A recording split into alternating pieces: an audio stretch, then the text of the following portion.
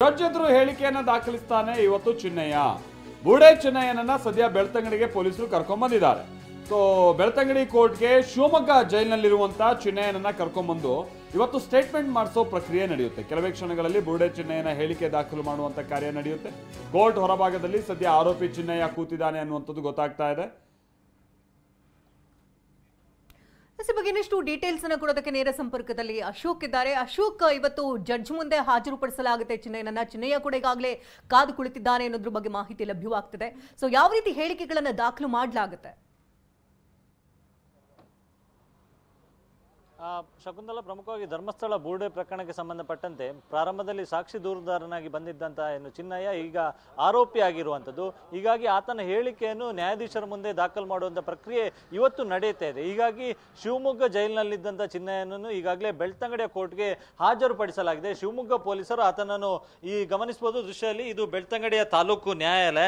ಈಗಾಗಲೇ ಆತನನ್ನು ಕರ್ಕೊಂಡು ಬಂದಿದ್ದಾರೆ. ಸೊ ಕೆಲವೇ ಹೊತ್ತಿನ ಹಿಂದೆ ಆತನನ್ನು ಕರ್ಕೊಂಡು ಬಂದಂತ ಏನು ಶಿವಮೊಗ್ಗ ಪೊಲೀಸರ ವಾಹನದಲ್ಲಿ ಆತ ಹೊರಭಾಗದಲ್ಲಿ ಕೂತಿದ್ದ. ಸದ್ಯ 15 ನಿಮಿಷದ ಹಿಂದಷ್ಟೇ ಆತ ಈಗ ಕೋರ್ಟ್ನ ಒಳಭಾಗಕ್ಕೆ ಆತನನ್ನು ಕರ್ಕೊಂಡು ಹೋಗಲಾಗಿದೆ. ಈಗಾಗಲೇ ಹೆಚ್ಚುವರಿ, ಪ್ರಮುಖವಾಗಿ ಈ ಬೆಳ್ತಂಗಡಿಯ ನ್ಯಾಯಾಲಯದ ಹೆಚ್ಚುವರಿ ವ್ಯವಹಾರಿಕ ನ್ಯಾಯಾಧೀಶರು ಮತ್ತು ಪ್ರಥಮ ದರ್ಜೆ ನ್ಯಾಯಿಕ ದಂಡಾಧಿಕಾರಿಗಳಾಗಿರ್ತಕ್ಕಂಥ ವಿಜೇಂದ್ರ ಅವರ ಮುಂದೆ ಈಗಾಗಲೇ ಅವರನ್ನು ಚಿನ್ನಯ್ಯನನ್ನು ಪ್ರೊಡ್ಯೂಸ್ ಮಾಡಲಾಗಿದೆ. ಪ್ರಮುಖವಾಗಿ ಆತ SIT ತನಿಖೆ ವೇಳೆಯಲ್ಲಿ ಈ ಪ್ರಕರಣಕ್ಕೆ ಸಂಬಂಧಪಟ್ಟಂತೆ ತಪ್ಪೊಪ್ಪಿಗೆಯನ್ನು ನೀಡಿದ್ದ.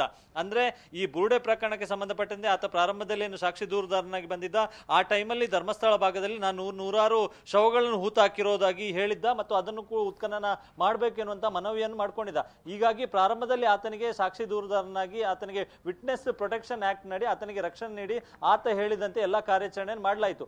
ಆದ್ರೆ ತನಿಖೆಯಲ್ಲಿ ಕಂಡುಕೊಂಡಂತೆ ಅಶೋಕ್ ಚಿನ್ನಯ್ಯನನ್ನ ಕೋರ್ಟ್ ಒಳಗೆ ಈಗ ಕರ್ಕೊಂಡು ಹೋಗಿದ್ದಾರೆ ಪೊಲೀಸರು ಅನ್ನುವಂಥದ್ದು ಗೊತ್ತಾಗ್ತಾ ಇದೆ.